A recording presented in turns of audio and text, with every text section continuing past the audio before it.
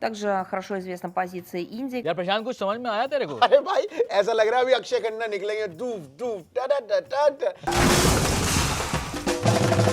यार ये आप मतलब रशियन प्रेस कॉन्फ्रेंस दिखाओगे हैं, फिर कहोगे समय आया। भाई मतलब किसी को भी नहीं आएगा ये हो क्या रहा है? भाई ये रूस ने कहा है, जो ट्रम्प जोर जोर से बोल के लोगों को स्कीमें बता रहे हैं वो स्कीम गलत है। ट्रम्प ने इंडिया से डील करके ढिंडोरा पीट दिया कि भैया इंडिया अब अमेरिका से और वेनेजुएला से तेल खरीदेगा और रूस से तेल बिल्कुल भी नहीं खरीदेगा। लेकिन इंडिया ने ऐसा कुछ भी ऑफिशियली नहीं कहा है। सही बात है, अभी तक ऐसी कोई बात नहीं आई है। बस यही तो रूस भी कह रहा है कि भैया ऐसा कुछ नहीं है।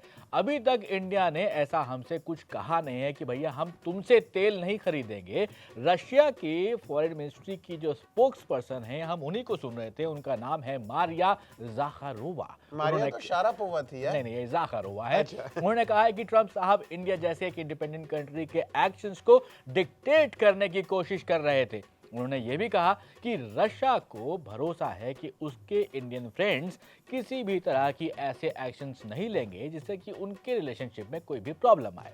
यही बात रशियन में वो कह रही थी। ओ मतलब वो कहना चाह रही थी कि रहमान डकैत की दी हुई मौत बड़ी कसाईनुमा होती है। मुझे लगता है वो यही कहना चाह रही थी। लेकिन ये क्या सीन है भाई ट्रम्प का, इनको तेल से इतना लगाव क्यों है? क्या पसंद है इनको तेल में? तो ये ट्रम्प उस बेबी की तरह है जो बहुत जिद्दी है, जिनको बेबी ऑयल मसाज बहुत पसंद है। ये वो बेबी है जो बस वही करना चाहते हैं, जिनको जो पसंद आ रहा है बस वही करना चाहते हैं और इनको किसी और की सुननी ही नहीं है। भाई देखो मुझे तो लगता है ट्रम्प ऐसी, आपने बिल्कुल ठीक बोला। चलिए मैं अभी आपको बताता हूं कि कहानी है क्या। देखो वेनेजुएला के खिलाफ अपने मिलिट्री ऑपरेशन को जस्टिफाई करने के लिए यूएस प्रेसिडेंट यानी डोनाल्ड ट्रम्प हमारे फ्रेंड ने 200 साल पुराने मुनरो डॉक्ट्रिन को फिर से याद किया।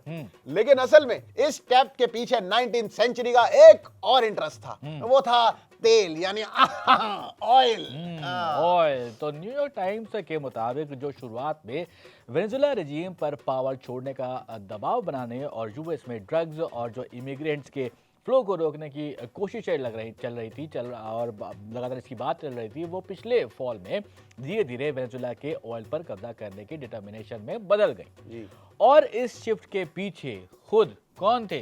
President Donald Trump. भाई वही थे यार। ये कोई सरप्राइजिंग बात तो है नहीं वैसे देखा जाए तो। मतलब ट्रम्प दशकों से ऑयल के लिए ऑब्सेस्ड है। कुछ ना वो साइको बॉयफ्रेंड्स होते हैं ना जो ऑयल के पीछे पड़े रहते हैं, जबकि दुनिया का सबसे बड़ा हिस्सा अब ऑयल से दूर जाने की कोशिश कर रहा है। भाई सस्टेनेबल डेवलपमेंट नहीं है ना ये? ऐसे कई रिपोर्ट्स में है कि 1980s में ही ट्रम्प यूएस के जरिए जापान, सऊदी अरेबिया और दूसरे देशों के प्रोडक्शन पर जो है काफी ज्यादा नाराजगी जो है पहले से ही जता चुके थे, ताकि ऑयल का जो फ्री फ्लो बना है वो ऐसे ही बना रहे। 1987 के न्यूज़पेपर एड में उन्होंने लिखा था, दुनिया अमेरिका के पॉलिटिशियंस पर हंस रही है जब हम उन शिप्स की प्रोटेक्शन कर रहे हैं जो हमारे हैं ही नहीं भैया, जिनमें ऐसा ऑयल है जिसकी हमें जरूरत ही नहीं है भैया, और जो ऐसे अलाइज के लिए जा रहे हैं जो हमारी मदद नहीं करते हैं।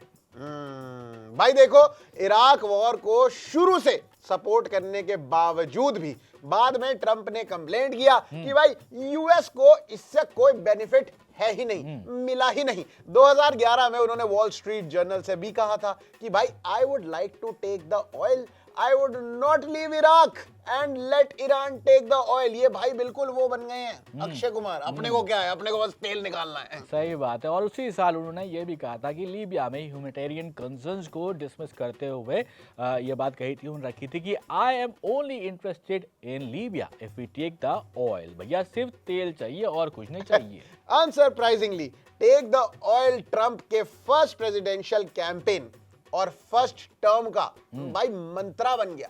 2016 में, मतलब वो जो 2016 था उसके कमांडर इन चीफ फोरम में उन्होंने ये कहा कि भाई यूएस को इराक इन्वेड करने के बदले कुछ भी नहीं मिला। क्या मिला? घंटा कुछ नहीं मिला। पहले कहा जाता था to the victor belong the spoils, I always said take the oil.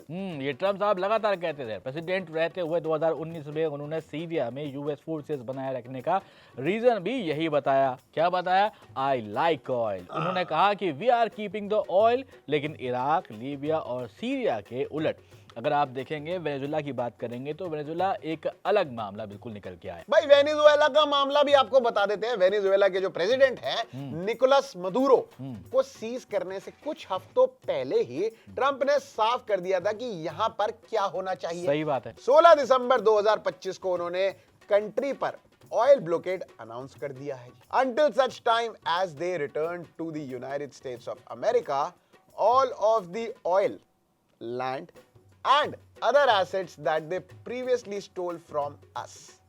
ये सब बात उन्होंने वेनेजुएला को लेकर के कह दी थी, पहले ही कही थी, जब मादुरो को उन्होंने उठाने से पहले की स्टाइल बात है थी। भाई उनका। तो मादुरो को कैप्चर करने के बाद ट्रंप ने डिक्लेयर किया कि यूएस अब जो है वो वेनेजुएला को चलाएगा, एक नया देश चलाने लग जाएगा, कब्जा कर लिया। हाँ, ताकि उसका तेल निकाला जा सके। भाई ये तो भाई कतई खुराना प्रॉपर्टीज निकल रहे हैं भाई, घोसला वाले। ट्रंप ने तो वेनेजुएला का भाई तेल निकाल ही लिया है, वैसे अब लिटरली निकालेंगे जी। हाँ, वहां से करेंगे बिजनेस। वैसे ट्रंप ने इंसिस्ट किया और कहा कि भाई we are going to be taking out a tremendous amount of wealth from where from Venezuela only.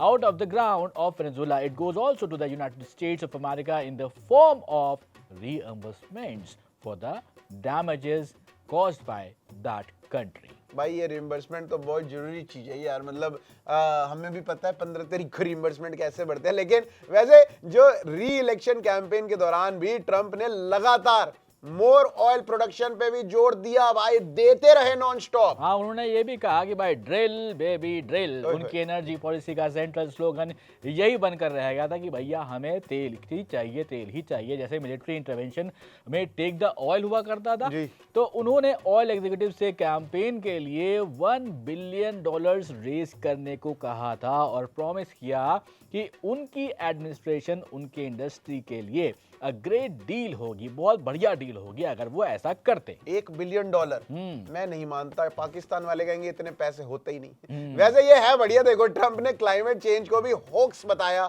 US को फिर से पेरिस क्लाइमेट एग्रीमेंट जो था उससे विड्रॉ कर दिया और फॉसिल फ्यूल से भी रिन्यूएबल एनर्जी की ट्रांजिशन को रोकने के लिए स्टेप्स ले लिए भाई। कई सारे ऐसी बातें वो करते रहे हैं, ये जो ऊट पटांग स्टेप्स है वो लेते रहे हैं, मजा आता है उनको। दूसरे टर्म में ये कर रहे हैं लगातार। ट्रंप को बस वही कंट्रीज आजकल पसंद आ रही हैं जिसका तेल से कोई कनेक्शन हो। आपको क्या लगता है कि ट्रंप को तेल इतना क्यों पसंद है? कमेंट बॉक्स में जरूर बताइएगा। मेरा नाम है सोबान, मेरा नाम है प्रशांत और आप देख रहे थे द न्यूज लॉन्डे।